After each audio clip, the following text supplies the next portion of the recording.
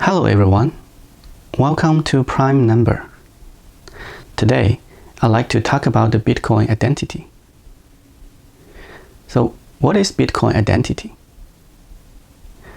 Consider it like a bank account. So, in order to deposit or transfer money from the bank, you have to create a bank account through a banker. The banker may accept your bank account creation application, or it will deny it. But Bitcoin, since it's a decentralized, there's no central authority to do that. There's nobody who permits you from creating an identity. Anybody can do that. So how the Bitcoin manage identity? Well, there's a trick in Bitcoin identity. So in theory, there is no actual identity in Bitcoin. It's just all the public keys.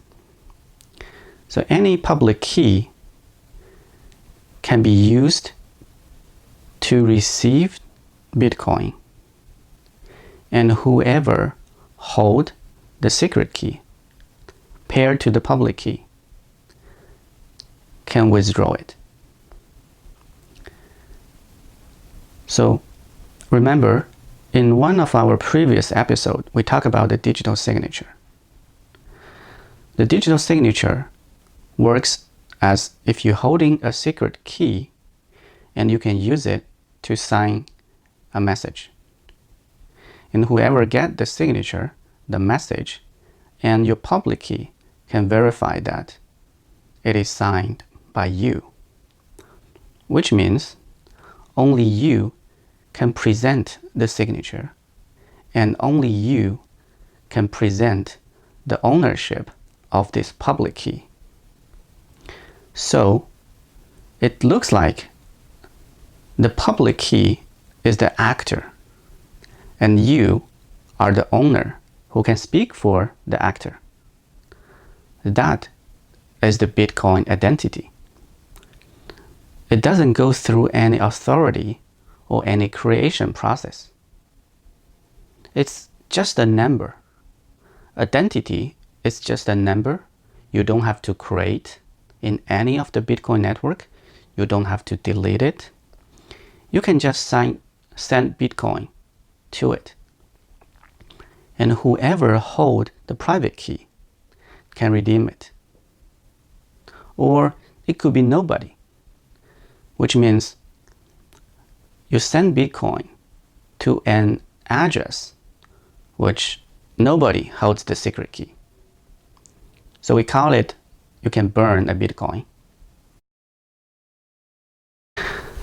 So since identity is just a key pair, just a public key, so you may think that the Bitcoin identity is anonymous.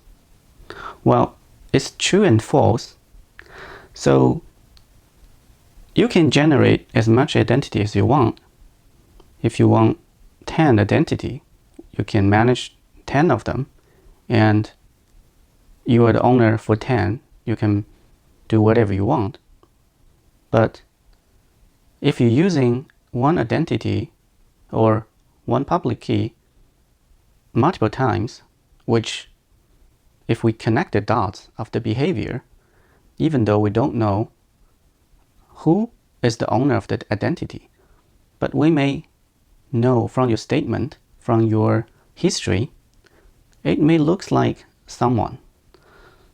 It's like an alias or pseudonym that we can link the name to you. So don't consider Bitcoin identity is private or is anonymous. All the transaction in Bitcoin network is public.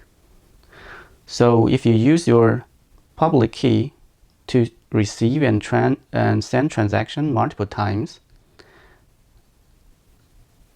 there could be someone doing data analysis and keep tracking where you get money from, where you're sending to, and link all the transactions together to draw a big graph so that it may profiling you. So again, don't think Bitcoin identity is anonymous. Take it as a public. If you really want privacy, you can just generate a key pair in Bitcoin and just use it 1 or 2 times and throw it away. It doesn't hurt how many key pairs you generated. There's no limit on how many identity you want to create, and nobody can control, except you can do that. Or there's some wallet right now on the market that it can help you to derive several different public keys from a keychain, so that you can using different public key to receive a Bitcoin. Even though I keep saying sending Bitcoin to a public key, but actually it is the Bitcoin address that is not exactly the public key. It's a public key with several hash function and some encoding functions to make it short and representable. So we can take a look at how to convert a Bitcoin public key to a Bitcoin address here. Thanks for watching. Comments below what you think and subscribe if you like this channel. See you next time.